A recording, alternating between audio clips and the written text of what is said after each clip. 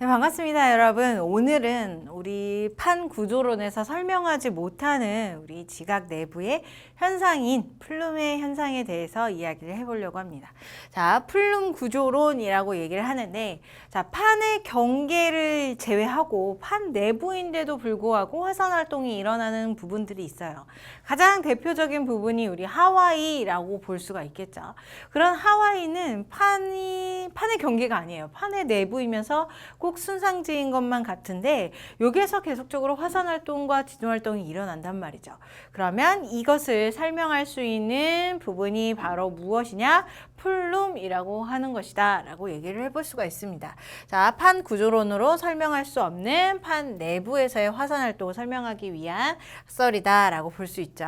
자, 플룸은 무엇이냐면 멘틀 내부에 있던 물질이 온도차에 의해서 우리 멘틀 대류 현상처럼 온도차에 의해서 상하 운동을 하게 돼요. 그런 상하 운동에 의해서 만들어진 기둥, 물질의 이동이라던가 아니면 에너지가 이동하는 그 기둥을 우리는 플룸이다 라고 얘기를 합니다. 자, 지각과 멘틀 그리고 핵 사이에서 상승과 하강을 해요. 어떤 형태로? 기둥의 모양으로 상승과 하강을 하는데 멘틀의 물질이라던가 아니면 에너지가 그렇게 상승과 하강을 하죠. 이것은 앞에서도 얘기했듯이 이제 온도차다라고 얘기를 했어요. 우리 온도차에 의해서 상승, 하강을 하는데 멘틀 대류를 똑같이 생각을 해주시면 됩니다. 우리 온도가 올라가게 되면은 밀도가 작아져서 이제 위로 올라가게 되고 이제 온도가 낮아지게 되면은 밀도가 커져가지고 아래로 내려가게 되는 현상들이 플룸에서도 똑같이 일어나게 되는 거죠. 자, 플룸에서도 두 가지가 존재해요. 위로 상승하는 뜨거운 플룸이 있고요. 그 다음에 아래로 하강하는 차가운 플룸이 있습니다. 자, 차가운 플룸부터 얘기를 해보면 이 차가운 플룸은 섭입대 근처에서 나타나게 돼요. 섭입을 해요. 판이 쭉 섭입을 해서 물질들이 계속 멘틀 부위에 쌓이게 되는 거죠. 자, 멘틀 물질들이 섭입한 판에서 이제 쌓이게 된다. 쌓여가다가 얘가 어느 한계점을 지나게 되면 너무 무거워져요. 그러면서 아래로 쭉 내려가게 되는 거죠. 섭입하는 동안에는 좀 온도가 올라가면서 화산 활동이나 뭐 이런 활동들이 일어나겠지만 한참 지난 이후에 쌓여있는 지각 같은 경우 혹은 쌓여있는 판 같은 경우는 온도가 떨어짐에 따라서 밀도가 더 증가를 하게 되고 또 물질들이 쌓이게 되면서 이제 밀도가 많이 증가를 하겠죠. 그럼 아래로 내려갈 수밖에 없어요. 그렇게 아래로 내려가는 기둥을 우리는 차가운 플룸이라고 얘기를 하고요. 어디까지 내려가냐면 핵의 경계, 외핵의 경계까지 내려가게 됩니다. 이런 차가운 플룸 같은 경우는 우리 지구 전역에서 아시아 지역 부분, 그 부근에서 주로 볼 수가 있습니다. 자, 뜨거운 플룸도 존재해요. 이렇게 차가운 플룸이 아래쪽으로 쭉 내려갔죠. 그래서 핵 경계 부근에 딱 도달을 했는데 핵은 굉장히 뜨겁단 말이에요. 그래서 그 뜨거운 열에 의해서 차가운 플룸이 점점 열 에너지를 받아가지고 온도가 올라가게 되죠. 이렇게 점점 온도가 올라가게 되면 밀도가 작아질 수밖에 없어요. 부피가 팽창을 하고 밀도가 작아진다. 자, 밀도가 작아지게 돼요. 그러면 얘는 다시 아래로 내려가는 게 아니라 위로 솟구쳐 올라가겠죠. 그래서 외핵의 경계에 도달하면서 열을 전달받아서 온도가 증가를 하게 되고 이렇게 온도가 증가함에 따라서 밀도가 안 써있어. 자, 밀도가 낮아짐에 따라 이제 상승을 하게 되는 모습을 보이게 된다. 플룸이라고 해서 더 어려울 것이 없어요. 멘틀의 대류랑 동일한 원리, 온도차에 의해서 밀도가 변하고 그 결과 위로 아래로 이제 움직이게 되는 현상들이 나타나게 된다라고 볼 수가 있는 거죠.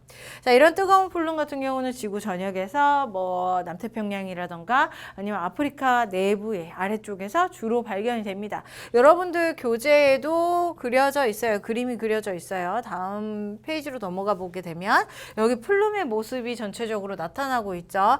차가운 플룸, 섭입대에서 나타나는 거예요. 섭입대 근처에 쌓여 있다가 얘가 아래쪽으로 쭉 내려가게 되는 아시아 경계 부분에서 주로 차가운 플룸이 보게 되고요. 뜨거운 플룸 같은 경우는 여기에서 보여지게 되죠. 여기와 여기 우리 남태평양과 그 다음에 아프리카 내부에서 보여지게 되는 뜨거운 플룸 얘네 두 개가 보여지게 됩니다. 특히나 이제 남태평양 부근에서 하와이 섬이 존재하는데 이 하와이 섬은 우리는 열점이라고 얘기를 해요. 위쪽에서 설명을 해주고 있는데 뜨거운 플룸에 상승 플룸이 있었죠. 그리고 거기와 그다음에 지표면이 만나는 부분에서 멘틀이 녹으면서 화산 활동이 일어나게 돼요. 그 부분을 이제 열점이라고 얘기를 하고요. 얘 같은 경우는 판의 아래쪽에 이제 화산 활동이 일어나는 멘틀이 부분 용융되어서 화산 활동이 일어나는 원인이 있기 때문에 판이 움직인다 하더라도 열점은 움직이질 않아요. 그래서 계속적으로 화산 활동은 일어나면서 판이 지나가면 그 화산들이 쌓여지게 되고 점점점 쌓여지게 되고 하와이의 섬 모습처럼 이제 이 판이 지나간 판이 지나간 이동된 방향까지도 우리가 추측해 볼 수 있는 지점이 된다라고 볼 수가 있는 거죠.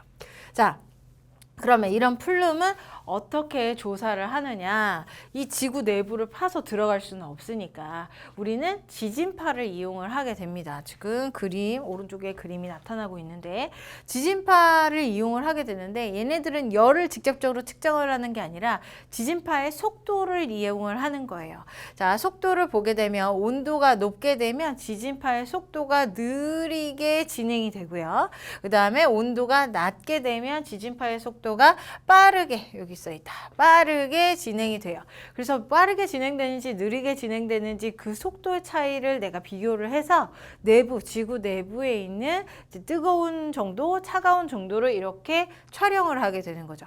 이 촬영을 통해서 간접적으로 우리는 플룸의 구조를 전체적으로 알아낼 수가 있다라는 거예요.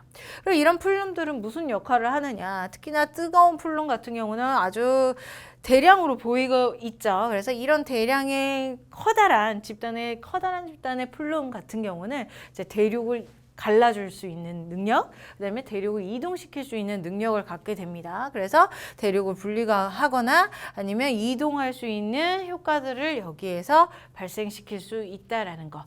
멘틀의 대류와 함께 이제 멘틀 판의 이동 혹은 대륙의 이동과 찢겨진 분리를 여기에서 맡아서 역할한다라고 봐주시면 될 것 같아요.